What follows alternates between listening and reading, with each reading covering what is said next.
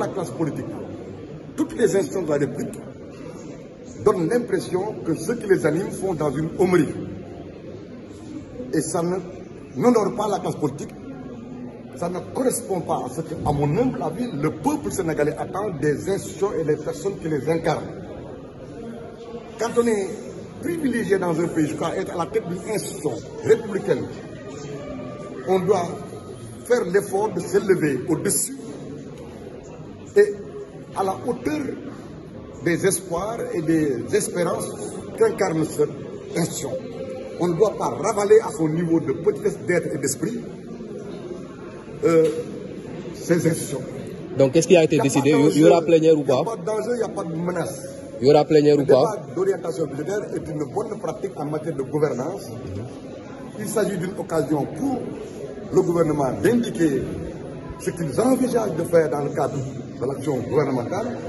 Mais le peuple souverain étant incarné par l'Assemblée, les députés réagissent et contribuent, font des suggestions, des propositions allant dans le sens d'améliorer. Qu'est-ce qui a été décidé? Vous recevez le ministre? Les informations concernant une éventuelle annulation de Alors, puisque je ne suis pas habilité à rendre compte des réunions de bureau ou de conférence de président, je m'en tiens à ce que le peuple m'a confié, c'est-à-dire mon mandat de député, le député étant libre, quand bien même devant faire preuve de discipline dans le cadre d'un groupe, mais le député devant être responsable. Je voudrais donc dire que j'en appelle au sens de l'histoire, au sens des intérêts du Sénégal, au sens de ce qu'il faut poser comme acte pour l'image de nos institutions, mais l'image de notre pays.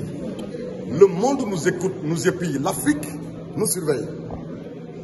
Notre pays a donné un bel exemple avec l'élection présidentielle que nous venons de vivre.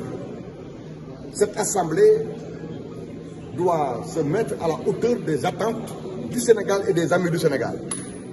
Il n'y a pas de danger, il n'y a pas de risque grave. S'il s'agit du débat de l'orientation budgétaire, on peut s'entendre pour le faire et même l'améliorer dans son mode opérationnel. S'il s'agit de discussions autour du discours de politique générale, rien ne nous empêche de discuter. Dans un parlement, ce qui est toujours fondamental, c'est la pratique parlementaire. C'est les traditions, les habitudes. Dans un pays où, selon la hiérarchie des normes, la Constitution l'emporte sur les lois organiques qui sont au-dessus des lois ordinaires. Ce dont dispose la Constitution n'a pas besoin d'attendre une loi organique ou d'une loi ordinaire pour être mise en œuvre. Ça s'impose. Mais quel est le risque?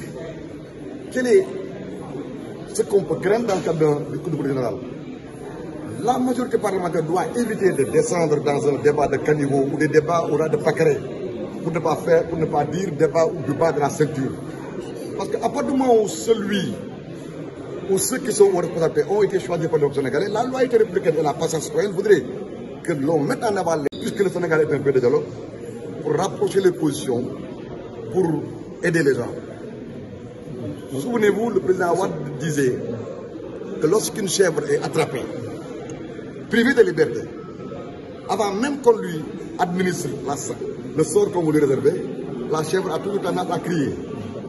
En vérité, ce que dit Yewwi Askan Wi, comme ce que dit Benno Bokk Yakaar, renseigne sur quelque chose. Ils ont envie, ils ont besoin d'être aidés pour dialoguer. Et mon expérience, mon appartenance au Parti socialiste, qui a amené ce pays à l'indépendance, qui a conforté la nation, qui a jeté les bases de cet État, qui a réalisé toutes les conditions qui permettent de parler d'état de droit, ne m'autorise pas de me taire. C'est sous ce rapport-là que j'ai accepté de venir vous parler. Jusque-là, qu'est-ce qui bloque les travaux?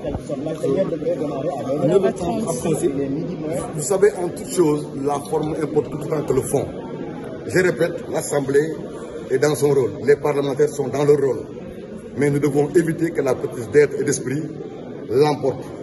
Bougouma, ni nitlu, dama bëgg ñi nité. Li ma wax baatu Omar yi mooy nit lu am na lu ko gën li ko gën mooy nite. Fii dara ñoroog fi bañ koy macc. li fi xew daal xamuma ko pour wax ci turu téeméer ak juróom benn fukk ak juróomi député li ma xam mooy man li ma xam li may dund ak li ma fi indi dañuy fi woo tey gannaaw boo xamee ne suñu session unique ordinaire bi tey la war a jeex te dañu aadawoo dañu tàmm ci bés bu mujj bii ci lañ daan waxtaanee débat d'orientation budgétaire nguur gi gouvernement bi pouvoir exécutif bi ne moom lii la bëgg a liggéeyee lii la bëgg a awalee Sénégal